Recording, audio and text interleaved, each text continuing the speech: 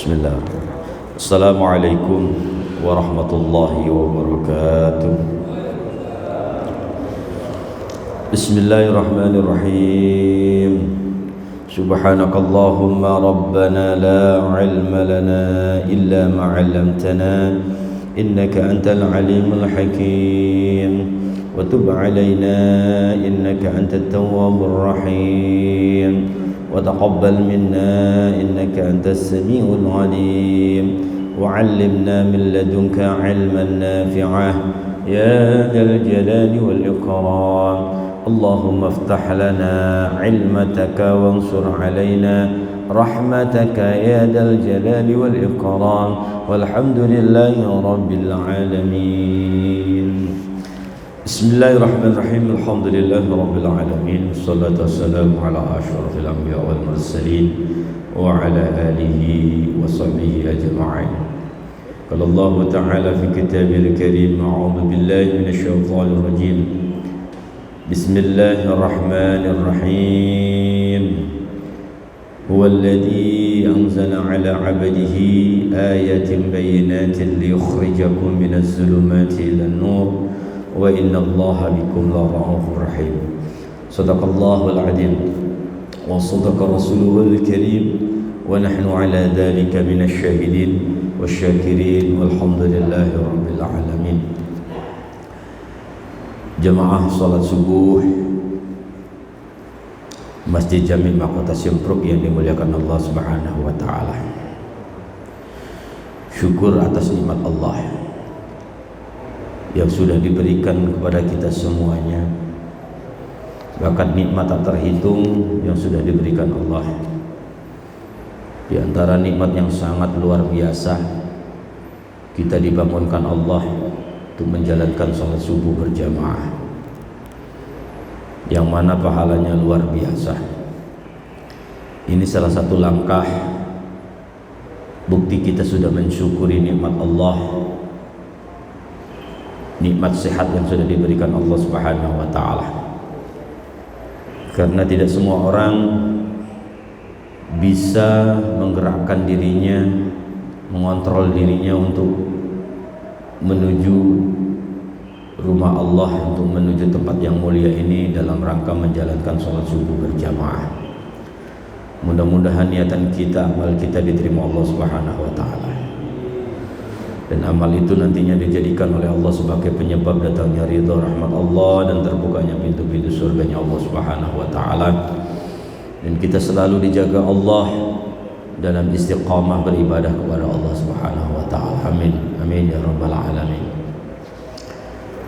Baik jemaah milik Allah Subhanahu wa taala yang sudah pegang kitabnya di halaman 3 ya.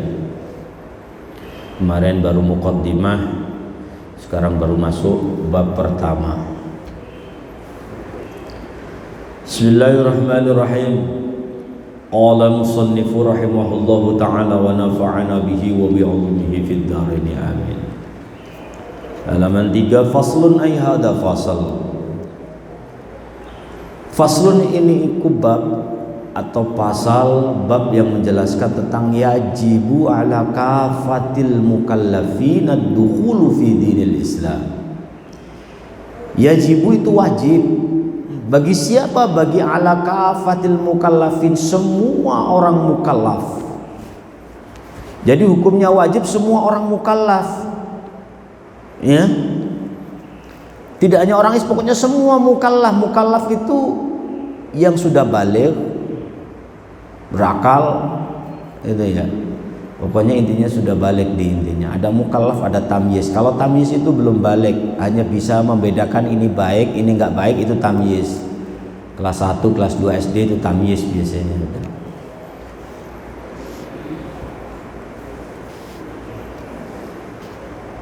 Nah, kalau mukallaf ini sudah kena kewajiban dalam beribadah kepada Allah Subhanahu wa taala. Semua dosanya sudah ditanggung sendiri. Orang tua hanya mengingatkan saja. Ya. Jadi sudah punya kewajiban untuk beribadah mandiri. Sholatnya sudah harus dengan mandiri sendiri, puasanya pokoknya semua kena kewajiban yang sudah diwajibkan Allah. Apa yang sudah diwajibkan Allah, maka terkena juga hukum itu kepada orang yang mukallaf. Ya, orang yang mukallaf itu pokoknya cirinya udah balik dan berakal, itu mukallaf. Wajib apa? Wajib ad-dukhuli fi dinil Islam, yaitu masuk di dalam agama Islam. Semua diwajibkan untuk masuk di dalam agama Islam tanpa terkecuali. Nah, pada kenyataannya masih banyak yang belum mau masuk Islam. Nah, kita sudah masuk Islam ini anugerah yang sangat luar biasa. Maka kita harus syukur, kita harus patut bersyukur kepada Allah Subhanahu wa taala karena dilahirkan sudah beragama Islam. Pernah gak kita mengangan-angan coba kalau kita dilahirkan dari keluarga yang non muslim?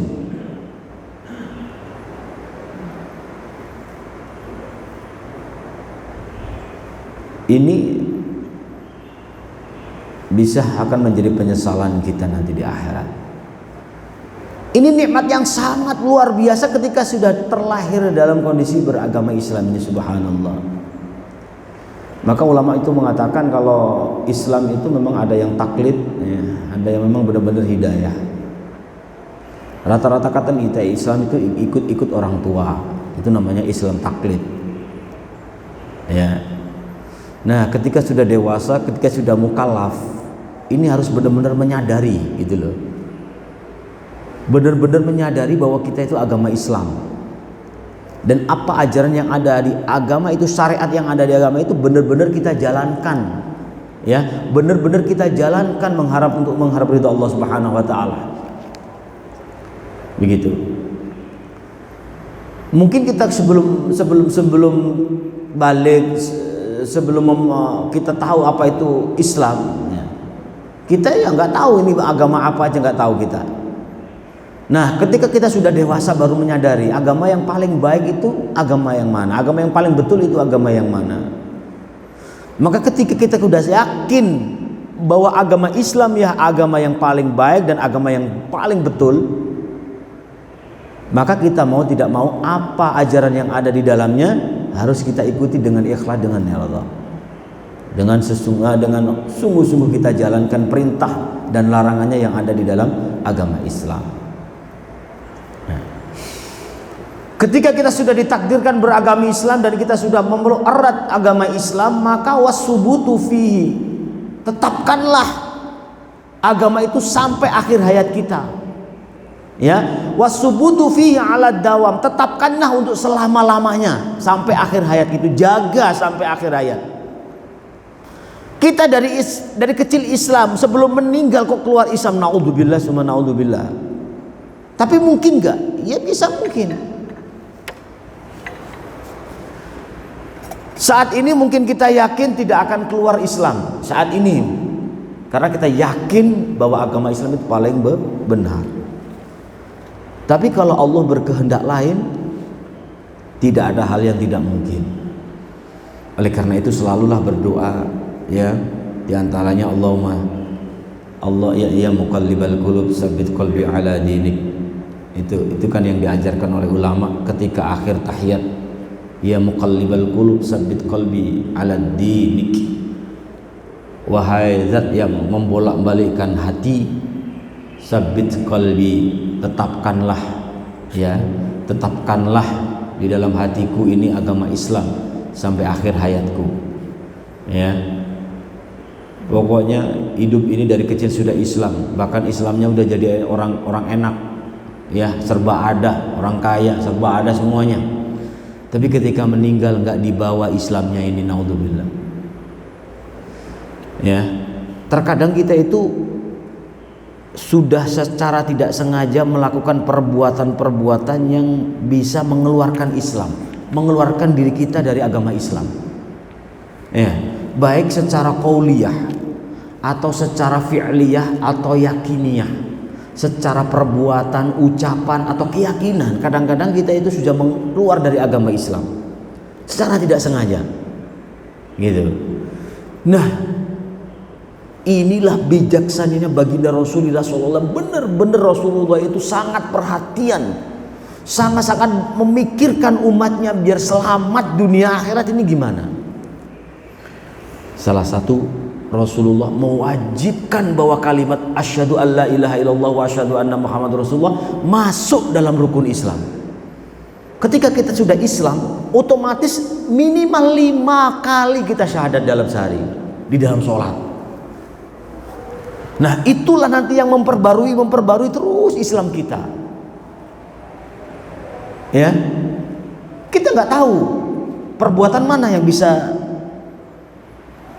kita itu tergolong murtad nanti, secara qauliyah mungkin, secara fi'liyah mungkin, secara yakiniyah mungkin. Nah, inilah antisipasi baginda Rasulullah SAW kalau ada umatnya secara tidak sengaja melakukan perbuatan itu. Ketika sholat 5 waktu itu pasti mengucapkan, karena itu rukun, kalau nggak dibaca nggak sah, wajib. Ya, asyhadu alla ilaha illallah wa asyhadu anna, itu akan memperbarui. Makanya ketika orang sebuah jelek-jelek, orang separah-parah, orang buruk-buruk manusia itu ya, ketika kok masih mau sholat terus meninggal habis sholat, waduh, subhanallah itu. Jadi seakan-akan Islamnya itu baru. Begitu, kalau memang dia pernah melakukan perbuatan yang mengeluarkan dirinya di Islam.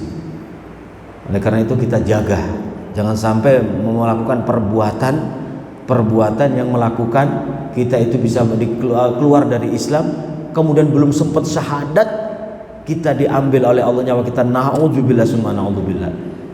Ya, itulah yang harus kita doa kepada Allah, sabit qalbi ala dinik ya Allah, sampai meninggal. Kadang ditambah Allahumma rzuqna taubatan nasuha qoblal maut, ya Allah, berikanlah saya taubat nasuha sebelum meninggal ya Allah. Kemudian ditambah Allahumma ja'alna akhiru kalamina minad dunya indan ajalina qaula la ilaha illallah. Ya, jadikanlah akhir hayatku ini ya Allah kalam atau kata di akhir dunia saya ini mengucapkan kalimat la ilaha illallah Muhammadur Rasulullah sallallahu alaihi wasallam.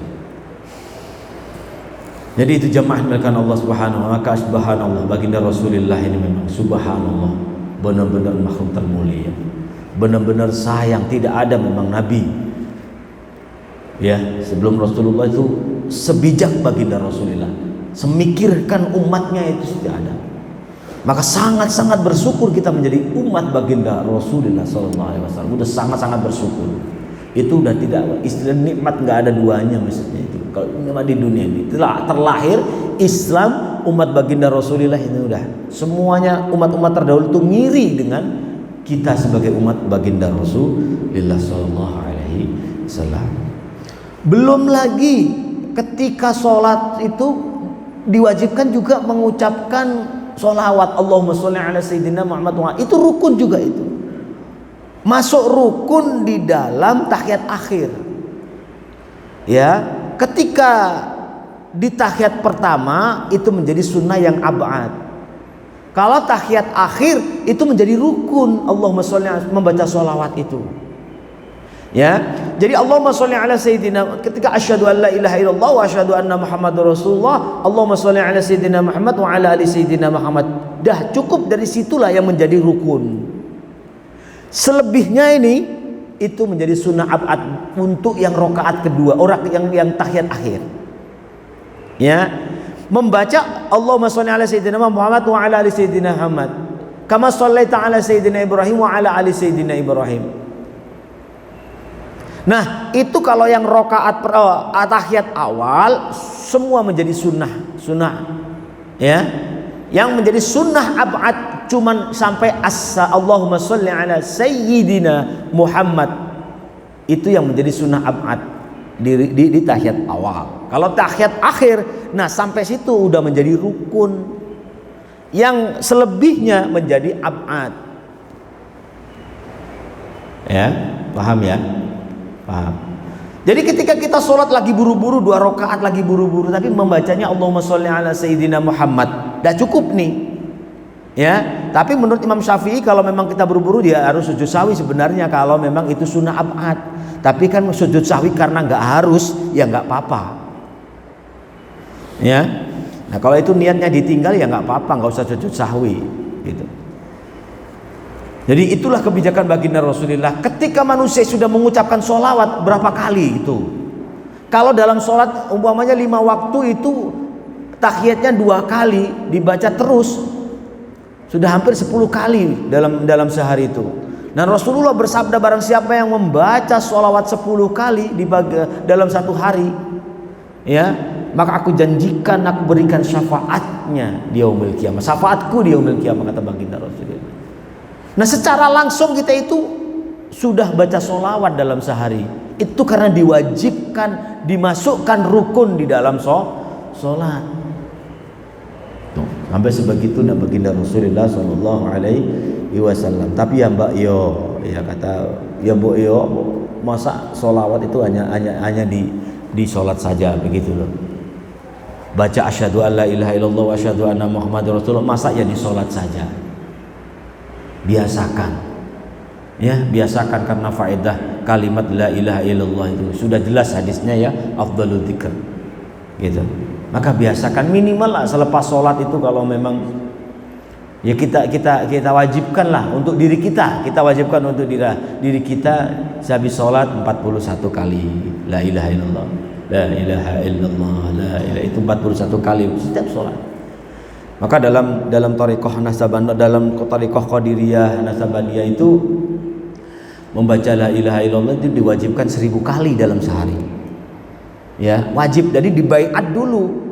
Dibaiat dulu kalau memang ninggal sampai beberapa kali dengan sengaja, sampai 3 hari nggak baca kalimat la ilaha illallah 10.000 kali itu disengaja, maka dikeluarkan dari thariqah itu. Kalau dia sangat sibuk terus nggak sempat baca kalimat la ilaha illallah 1000 kali dalam sehari, maka besok kena utang 2000. Itu yang diajarkan thariqah. Nah, kalau sudah bisa mengamalkan itu, maka guru mursyidnya, guru-gurunya sampai sangatnya itu sudah akan menjamin, nanti akan cari itu kelompok thariqatnya itu, karena sudah mengamalkan itu. Insya Allah kalau sudah mengamalkan itu, meninggal dalam keadaan husnul khotimah, insya Allah. Karena itu salah satu usaha, ya, begitu. Baik jemaah dimuliakan Allah Subhanahu Wa Taala. Kembali tadi, jadi kita sebagai umat Islam saat ini ya, beragama Islam, jaga sampai akhir hayat, wasubuti fi alad dawam, ya. Kemudian waltizamu, jalankanlah malazima, apa yang sudah diwajibkan alaihi, ya, di atas Islam, minal ahkam. Alaihi itu kembali ke ma atau kembali kepada Islam boleh, minal ahkam bayanya dari ma adalah beberapa hukum. Apa yang ada, hukum yang ada di dalam Islam itu jalankan. Jadi wal tizam ma lazima alaihi minal ahkam. Ketika kita sudah masuk Islam, ya, yakin bahwa Islam itu agama terbaik, agama yang diridhoi oleh Allah, tidak ada lagi, kemudian jalankan apa yang sudah menjadi perintah agama Islam, jalankan dengan ikhlas, dengan ridha. Itu kita sebagai orang mukallaf. Kemudian famimma yajibu ilmuhu wa i'tiqaduhu mutlaqan wa nutaqi bihi fil hal. Famimma, setengah dari perkara yajibu wajib apa, ilmuhu mengetahui, ya, wa'tiqadu meyakini, mutlakon dengan mutlak, ya, meyakini kalimat Islam itu tadi, kalimat la ilaha illallah tadi, ya. Wan nutqu, mengucapkan bihi kelawan kalimat la ilaha illallah fil hal, ya, seketika, ya, fil hal itu seketika. Ingkana kafiran, apalagi dia sudah kafir atau sudah murtad. Ketika kita sudah melakukan perbuatan yang bisa memurtadkan diri kita, ya, naudzubillah. Jadi seketika mengucapkan kalimat asyhadu an la ilaha illallah wa asyhadu anna muhammadar rasulullah. Ya, inilah tingginya kalimat la ilaha illallah. La ilaha illallah. Manusia yang awalnya nyembah selain Allah, dengan mengucapkan kalimat la ilaha illallah, itu langsung dihapus dosa-dosanya. Maka kita harus percaya. Ada yang orang yang menentang hadis begini. Ada yang mengatakan bahwa kalimat la ilaha illallah itu ketika dibaca tanpa bernafas la ilaha illallah 3 kali dalam hadis Abi Jamrah, itu bisa menghapus 4.000 dosa-dosa besar. Ini ditentang, kok bisa hanya la ilaha illallah aja kok bisa menghapus dosa-dosa besar begitu banyak. Ya ada jelas bisa kalau kita kiaskan, kalau kita logikakan, orang yang non Islam 40 tahun dia non muslim, ketika 40 tahun dia mau Islam, mengucapkan kalimat ya sebelumnya 40 tahun itu menyembah selain Allah. Ya, ada yang menyembah patung, menyembah api dan menyembah matahari dan lain sebagainya. Namun 40 tahun itu perbuatannya ya udah menyembah selain Allah, ketika la ilaha illallah diucapkan, resmi dia masuk Islam, maka itu semua dihapus seperti dia baru menjalankan kehidupan di dalam agama Islam. Ya, apalagi dibaca 3 kali tanpa bernafas, kok hanya 4.000 dosa-dosa besar, lebih dari itu pun akan terampuni. Tuh, itu kekuatan kalimat la ilaha illallah. Nah, kita zikir pun ya, maka ada yang mengatakan kita zikir bareng-bareng namanya tahlil, sudah dikatakan dolalah, sesat. Yang diucapkan la ilaha illallah kok dibilang sesat, kan ini aneh. Ya, orang non muslim bilang la ilaha illallah udah masuk Islam. Nah, itu sudah Islam mengucapkan kalimat la ilaha illallah, maka diklaim sesat dan neraka karena bid'ahnya itu. Apalagi tahlil itu diadakan di pinggir makam. Nah, itulah keutamaan kalimat la ilaha illallah ketika diucapkan. Jangankan orang non muslim, orang muslim ya yang akan diampuni dosa-dosanya, dosa-dosa besar dalam Abi Jamrah itu 4.000 dosa besar diampuni ya. Orang non muslim aja langsung masuk Islam gitu loh, yang dosa-dosanya itu udah kurang besar apa menyembah selain Allah ya. Kalau dosa-dosa besar di dalam agama Islam itu ya kayak berzina ya, membunuh, itu udah dosa besar iya, begitu, mendurhakai orang tua, nah itu salah satu dosa besar. Nah, ketika mengucapkan kalimat la ilaha illallah tanpa bernafas 3 kali, insya Allah akan terampuni. Intinya dengan rasa taubat begitu ya, diikuti taubatan nasuha. Nah, ingkana kafiron tadi seketika harus mengucapkan. Karena apa? Jangan ditunda-tunda, nanti terburu Allah ambil nyawa kita, kita belum memperbarui Islam kita, naudzubillah. Wa illa fa fis sholati syahadatani. Apabila dia pokoknya tidak murtad, tidak melakukan perbuatan yang bisa mengeluarkan Islam, fa fis sholah, maka di dalam sholat syahadatani, 2 kalimat syahadat itu menjadi wajib. Ya, fa fis sholah syahadatani gitu. Wahuma kembali kepada syahadatani itu adalah asyhadu alla ilaha illallah wa asyhadu anna Muhammadar Rasulullah. Kalimat syahadat asyhadu alla ilaha illallah wa asyhadu anna Muhammadar Rasulullah. Kadang-kadang kita itu angan-angan ya, di dalam hadis afdhalu dzikri qauluhu la ilaha illallah. Ada hadis lain mengatakan kalimatani khafifatani fil lisani saqilatani fil mizani habibatani 'indar rahman. Hadisnya bukan begitu, 2 kalimat yang mana kalimat ini adalah berat timbangannya, ringan di lisan, kemudian disukai Allah Subhanahu wa taala, yaitu subhanallah wa bihamdihi subhanallahil azim. Ya, ini kalimat 2 kalimat yang mana timbangannya berat. Ya, timbangannya berat.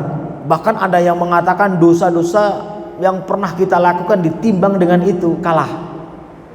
Ini kehebatan kalimat itu. Ya. Nah, kita angan-angan seperti ini.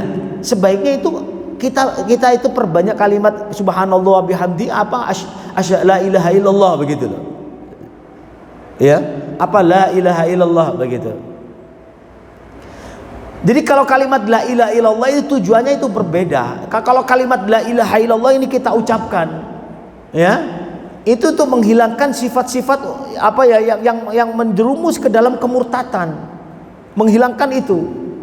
Tapi kalau subhanallah walhamdulillah, subhanallah bihamdi, subhanallahil itu perbanyak amal.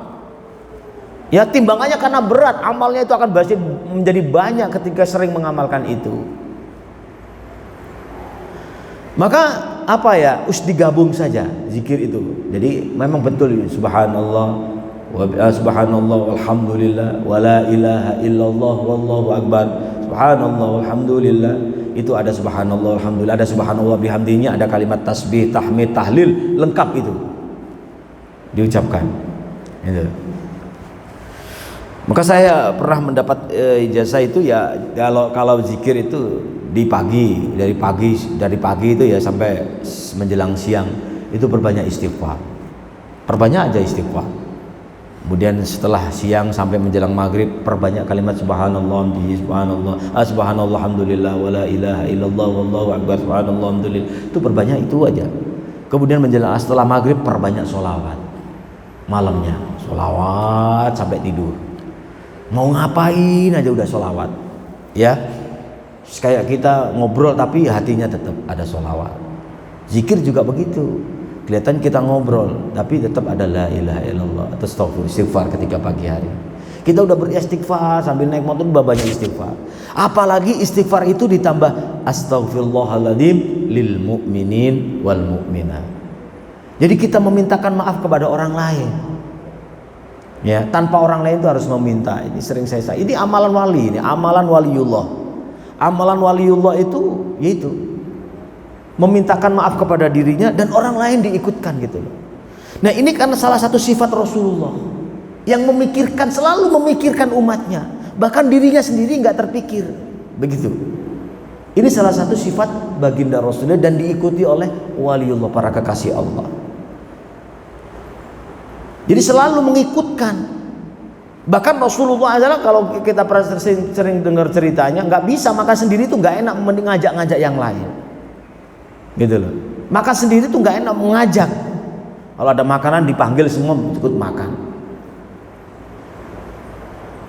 Memang sesuai hadis baginda Rasulullah, hadis beliau, ya, orang yang banyak memberikan manfaat itulah terbaik. Orang yang paling banyak memberikan manfaat kepada orang lain itu sebaik manusia. Itu sudah jelas hadisnya, sahih lagi. Ya, itu. Jamaah dimuliakan Allah Subhanahu wa taala, jadi istighfar buat sendiri, astagfirullahaladzim lil mu'minin wal mu'minat, itu kan gampang banget, sambil ngapain aja udah bisa itu istighfar itu, ya. Mintakan ketika kita sudah memintakan maaf kepada orang lain, maka malaikat langsung, ya, kamu akan dimaafkan oleh Allah juga, semoga dosamu juga dimaafkan oleh Allah, digituin nama malaikat. Nah, kalau udah malaikat sudah begitu, masa kok ditolak, ya. Maka dimuliakan Allah Subhanahu wa taala, itulah. Jadi kalimat zikir memang afdhalul zikir, ya sudah afdhalul zikrin, apalagi untuk membersihkan diri, itu mengingat langsung kepada Allah. Nah, kalau subhanallah itu perbanyak ibadah, perbanyak amal, perbanyak pahala itu zikir itu, ya. Gunakan semuanya, amalkan semuanya, ya. Jadi sudah menjadi rutinitas untuk berzikir itu, ya. Baik jamaah dimuliakan Allah Subhanahu wa taala. Itu sering orang itu pada nanya, ini yang paling zikir yang paling baik itu apa gitu. Ya, kalau kita mau masuk semuanya ya subhanallah alhamdulillah wala ilaha illallah wallahu akbar, itu kan sudah ada semuanya. Mensucikan Allah sudah ada, ya, mentauhidkan Allah sudah ada gitu. Membesarkan Allah sudah ada, kalimat takbirnya ada, kalimat tasbihnya ada, kalimat tahmidnya ada, kalimat tahlilnya ada, semua udah lengkap di subhanallah walhamdulillah wala ilaha illallah wallahu akbar. Ditambah kalau bisa la haula wala quwwata illa billahil aliyil. Dua itu diputar-putar terus, ya, dimanapun kita berada, insyaallah. Baik jemaah yang dimuliakan Allah Subhanahu wa taala,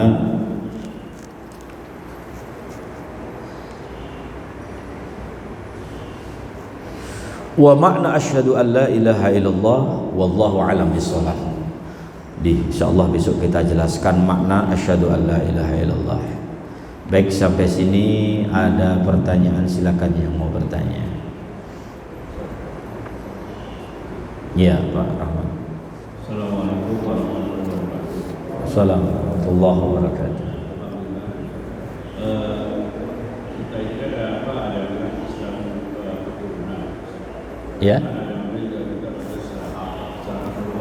Gimana, Pak? Kita ini Islam keturunan. Iya, Islam keturunan. Iya, betul.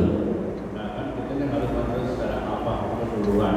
Kafah. Sekarang gimana hukumnya ada orang kalau di kita mungkin banyak ya, apalagi di publik itu ada orang sudah masuk keluar Islam, bukan kita masuk lagi, keluar lagi masuk lagi. Nah, ini gimana hukumnya? Itu mereka kesel dari misalnya keluar masuk. Nah, ini gimana secara hukumnya ini orang keluar masuk Islam? Kemudian juga kita juga ya teman-teman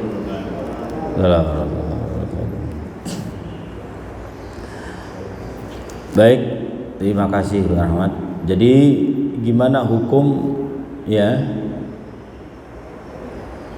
ketika manusia itu kan banyak di berita ada keluar masuk Islam, keluar masuk Islam, masuk keluar lagi, masuk keluar lagi, gitu. Itu pun kalau begitu kan udah secara disengaja. Sebenarnya kita mungkin ada yang orang Islam itu yang keluar masuk itu ada, cuman nggak sengaja. Secara murtadnya mungkin nggak keseluruhan, secara murtadnya mungkin kauliyahnya atau keyakinannya, mungkin kita pernah melakukan begitu, ya, gitu. Nah, yang dibahaya ini yang disengaja keluar masuk begitu. Itu kan agama dipermainkan. Kalau sudah agama dipermainkan dengan sengaja, hati-hati ini, ya, harus hati-hati. Nah, kalau di dalam surah An-Nisa yaitu udah pas banget gitu. Di dalam surah An-Nisa itu di alam ayat 138 itu kan mengatakan innalladzina amanu summa kafaru summa amanu summa kafaru summa amanu gitu. Ya. Jadi sesungguhnya orang-orang yang beriman kemudian orang itu kafir. Kemudian iman lagi, kafir lagi, iman lagi, kafir lagi. Ya, summasdadu kufran lam yakunillahu liyaghfira lahum wa la liyahdiyahum. Ya. Kemudian kalau kekafirannya itu semakin mencondongkan kekafirannya, tidak Allah itu akan karena ini agama sudah dipermainkan. Jadi Allah akan murka, maka Allah wala liyahdiyahum, Allah tidak akan memberikan petunjuk lagi. Nah, ini nantinya akan berbahaya.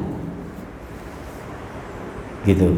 Jadi ketika orang iman dia kafir karena lebih condong ke kekafirannya, ke kemurtadannya dia itu, karena udah mulai yakin agama lain, ya, dah masuk akhirnya.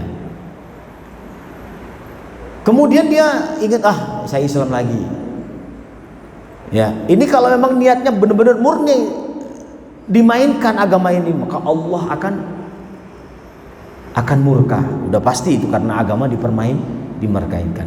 Namun kalau memang benar-benar kan memang zat Allah itu membolak-balikkan kan.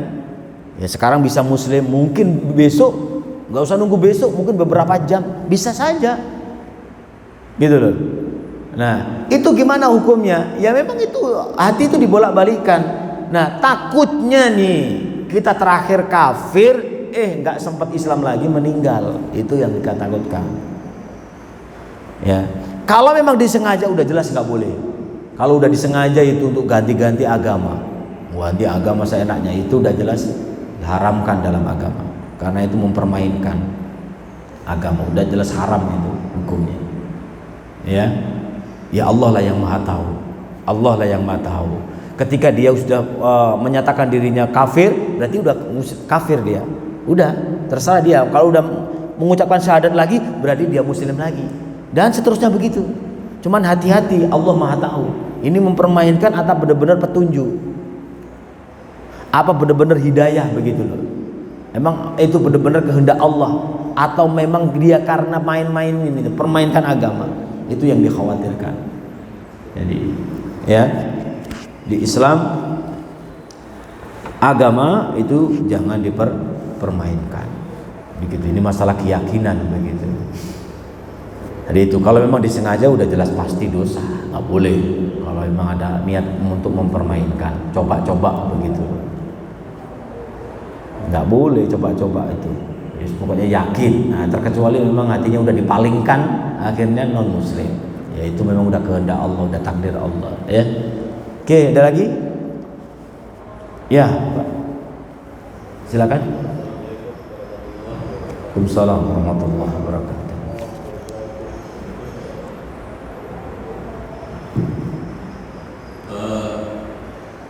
Di dalam Al-Quran kalau salah Al-Baqarah 172 menyatakan bahwa manusia itu sebelum lahir pada waktu ruh diciptakan, ditembuskan kepada di dalam kandungan selama 4 bulan. Itu sudah dinyatakan bahwa anak itu sudah dalam keadaan beragama Islam. Ya. Tapi kenapa setelah lahir kebiasaan di kita ini anak itu masih diazankan, Ustaz? Itu satu pertanyaan saya. Assalamualaikum warahmatullahi wabarakatuh. Ya, Assalamualaikum warahmatullahi wabarakatuh. Baik. Ketika anak yang masih dijanin itu, kalau kita ikutin hadis baginda Rasulullah itu kan ada 3 fase ya. Jadi ada yang berupa cairan kental, yang alaqah mudghah, kemudian alaqah, kemudian jadi awalnya kan 40 hari masih cairan kental, kemudian 40 hari lagi jadi jadi apa itu namanya setelah cairan kental kemudian darah, ya, kemudian terakhir darah yang kental, kemudian terakhir jadi daging, segumpal daging, ya. Nah, pas umur 12 bulan itu ditiupkan, ya, dari ajalnya, nasibnya, itu ya, amal baik buruknya, ya, itu sudah ditiup. Kapan matinya, ininya semuanya beragama apa, semua di ini kan, udah ditentukan sama Allah Subhanahu Wa Taala di situ, ya, udah mulai ditentukan. Maka manusia itu mengadakan 40 harian, 4 bulanan, ada yang 7 bulanan. Itu bertujuan apa? Agar Allah menentukan yang baik-baik di anak yang masih usia di kandungan 12 bulan, ya, atau 4 bulanan yang diyakini oleh orang-orang adat istiadat orang-orang kita itu, ya, selamatan biar Allah itu menentukan hal-hal yang baik, ya. Karena apa? Udah bukan kita yakini, udah hadis baginda Rasulullah, ketika orang itu bersedekah maka akan memberikan kebaikan kepada dirinya, baik orang yang diniatkan untuk kita sedekahi. Ya, sedekah itu kan as-shadaqatu tadfi'ul bala, as-shadaqatu tadfa'u ghadabar rabbi. Sedekah itu bisa menolak bala, bisa menolak nasib buruk, bisa meredamkan amarah Allah Subhanahu Wa Taala. Itu dengan sedekah. Itulah salah satu tujuannya, agar dinasibkan baik-baik untuk dicatat yang dalam kandungan itu. Nah, kenapa ketika sudah ditentukan di situ, ketika lahir kok masih diazanin? Ya, memang dalam syariat yang saya tahu, dalam syariat ini syariat yang dalam syariat Islam itu bertujuan apa? Bertujuan ketika awal dia lahir, yang pertama kali didengar ya kalimat azan. Ya, banyak tujuannya. Memang kalau kita cari Qur'annya, cari dalilnya memang agak susah. Mungkin belum ketemu ketika lahir itu diazanin. Hadisnya loh, ya. Ya. Nah, pada intinya kan memang ini sebuah sebuah ijtihad ulama. Karena apa? Ketika bayi itu terlahir, terdengar kalimat la ilaha illallah, satu, dia belum dengar apa-apa kecuali azan. Yang mana azan itu ada kalimat la ilaha illallah, pokoknya kalimat-kalimat yang baik lah azan itu. Nah, itu tujuannya. Kemudian yang kedua, dia agar terbiasa mendengar kalimat azan, yang mana azan itu kalimat seruan untuk memanggil manusia dalam melaksanakan ibadah sholat. Itu biar terbiasa nantinya. Ya padahal banyak kenyataan bukan non muslim, bahkan Islam sendiri dengar azan ada merasa bisik itu banyak. Merasa terganggu banyak. Bahkan dengar ngaji aja merasa, ya karena dari kecil mungkin jarang didengarkan murotal ngaji-ngaji, ibunya jarang. Jadi ketika dewasa terdengar ayat, walaupun itu muslim loh, itu orang Islam. Sekarang banyak orang Muslim terdengar azan merasa bisik. Ya, orang dulu itu kalau nyari rumah aja harus dekat masjid. Pesan-pesan orang tua itu dekat musola atau dekat masjid, nah insya Allah banyak keberkahan. Nah sekarang nyarinya yang jauh biar gak keberisikan. Ini udah kenyataan. Nah salah satu tujuannya itu biar terbiasa dengar kalimat azan, kalimat seruan untuk melakukan sholat. Dan kalimat-kalimat itu udah kalimat azan itu kalimat gak ada yang jelek, kalimat semua bagus. Ya pertama dulu Allahu Akbar. Pokoknya jangan ada yang dibesar-besarkan kecuali Allah. Itu intinya kalimatnya, Allahu Akbar, Allahu Akbar. Ingat wa asyhadu alla ilaha illallah. Dan kalimat-kalimat itu kan kalimat inti di dalam Islam. Gitu loh, agar terbiasa terdengar oleh si janin yang baru lahir itu. Oh, ya. Kemudian tujuan salah satu, bayi lahir itu pasti nangis karena kaget melihat dunia, ada yang bilang begitu. Maka untuk meninggalkan rasa ketenangan, biar tenang itu, biar terdengar kalian, biar rasa tenang itu, maka diperdengarkan kalimat-kalimat yang lembut, kalimat-kalimat yang indah, biar merasa tenang. Ya, anak kecil kalau nangis, adanin.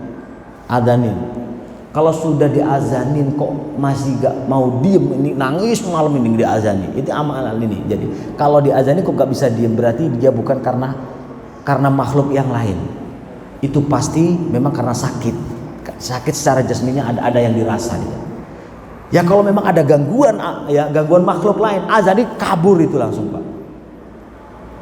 Ya udah jelas hadis baginda Rasulullah, ketika arwah-arwah yang jahat itu ketika kalimat la ilaha illallah larinya terbirit-birit. Dengarkan azan ketika anak nangis nggak mau diam.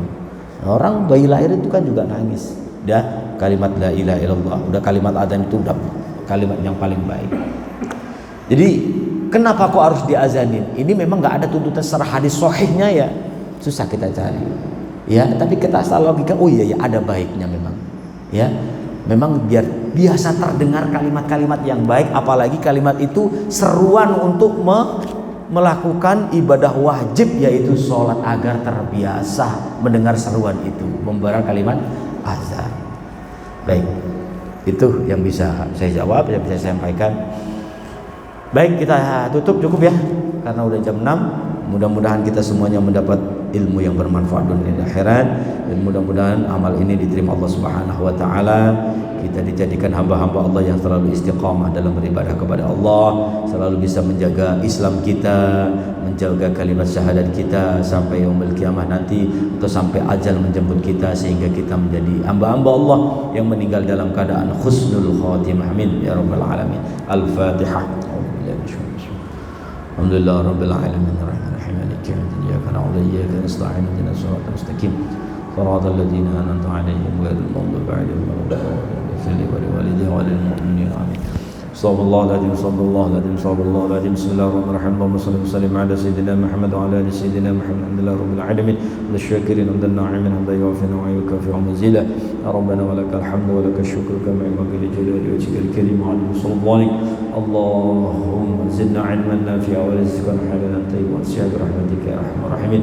Allahumma ighfir lana dhunubana wa li walidayna wa lil musyrifin wa li jami'il mu'minina wal mu'minat muslimina wal muslimat wal mu'minina wa syuhada'a wa liman habba 'alaina wa sana 'alaina برحمتك يا ارحم الراحمين. اللهم ارزقنا الاستقامه وحسن الخاتمه. اللهم اجعل اخر كلامنا من الدنيا عند اجلنا قول لا اله الا الله محمد رسول الله صلى الله عليه وسلم. ربنا آتنا في الدنيا حسنه وفي الاخره حسنه وقنا عذاب النار. صلى الله على سيدنا محمد. سبحان ربك رب العزه عما يصفون وسلام على المرسلين الحمد لله رب العالمين. سبحانك اللهم وبحمدك اشهد ان لا اله الا انت استغفرك واتوب اليك. Kurang lebihnya mohon maaf. Wassalamualaikum warahmatullahi wabarakatuh.